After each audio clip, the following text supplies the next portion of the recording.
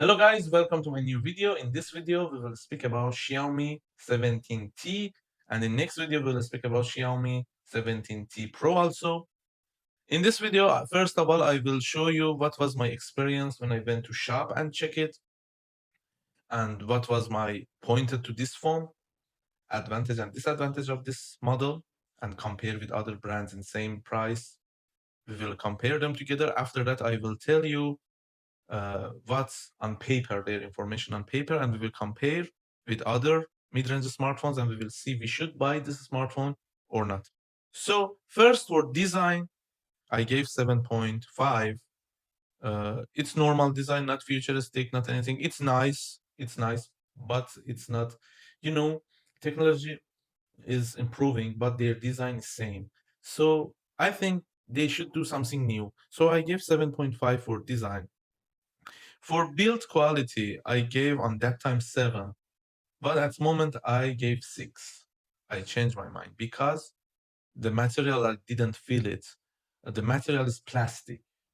So for mid-range smartphone, which is more expensive than same range Oppo or Viva, so I think for this price, no, not good quality of build. So in hand-free and working with UI, it was very good. It was very soft smartphone, very good experience. So I gave 8 for feeling and for display. It was very soft. You can see I opened and closed apps. It was very fast. So I gave 8 for display, smoothness. After that, I went for camera. You can see camera quality is very good, is very nice. I like camera. So for main camera quality, I gave 8 out of 10. You can see it also has good zoom.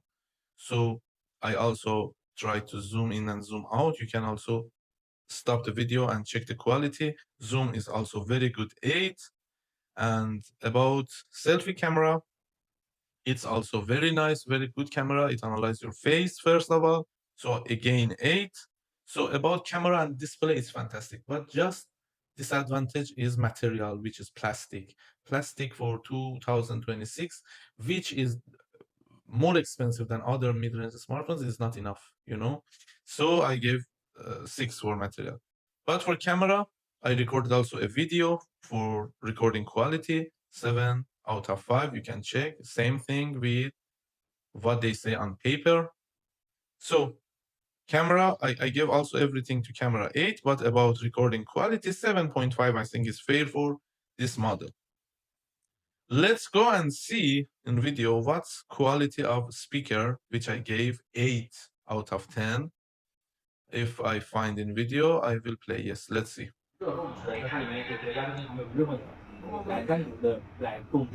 As always, working is hard. Okay.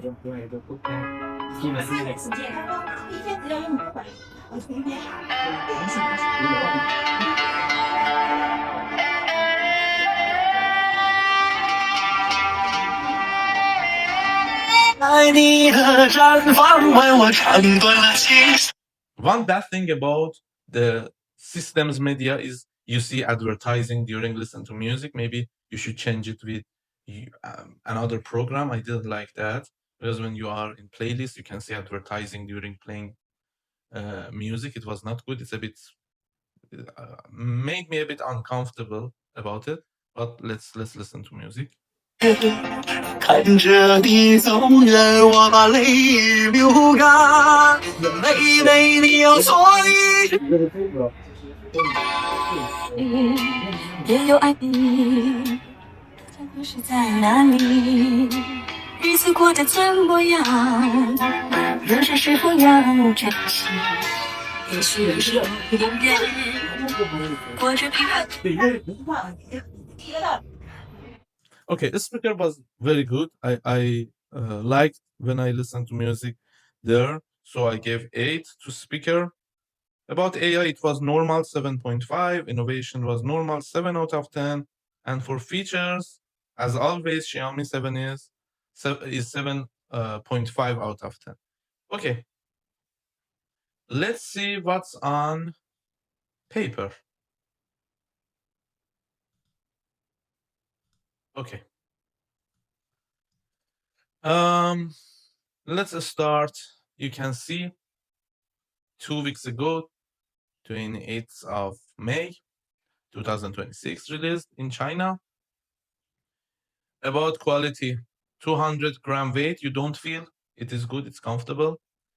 Gorilla front, Gorilla glass is good about front, but plastic frame is not good for this mid-range smartphone. Frame was not good. I didn't like frame, but it has IP68 dice, tight and water resistant. Screen is AMOLED with 68 billion colors. I told you display was very nice. I like display. Resolution, you can see here, 1268 times 2756. Size is 6.59, which is when we compare with other mid-range smartphones, the same, near about same. So it also give it protection Gorilla Glass 7. So MediaTek chipset is MediaTek 8500 Ultra. So it is good for mid-range smartphone. It is good. You can work hard with it. You can play game, and it support everything together. This MediaTek, it is good. It is not the most powerful, but it is good. 8500 Ultra is good. So for memory, it comes with 256/12 and 512/12. So just these two options are not enough. So it's again another disadvantage. Just two options, not 1 TB. Just not 128. Not 128 is normal. No one at the moment produced this, but just two options. For main camera, you can see 150, 250, and second 12. It is weaker than Oppo Reno 16. So till here, Oppo Reno 16 Pro and also 16 is winner in this game till here. Video is 4K. For selfie camera, it is 32 megapixel, very weak on paper. When I experience, it is another story. But on paper, it is weaker than other options. 4K for selfie, so not 3.5 millimeter jack. It's okay. So what we need more? It has fingerprint. Battery is 6500 global, but for China 7000. So 6500 global, 7000 for China only. 6500 is not bad, but it's not fantastic. Again, in mid-range competition, not winner. So for price, you can see 648.49 or yes, euro. So it is very expensive mid-range smartphone when you compare it with Oppo or Vivo. Just because they are more famous, their features are getting less and less. So other things you can see also here. And for charging, for battery, where is charging? I can say battery. Why?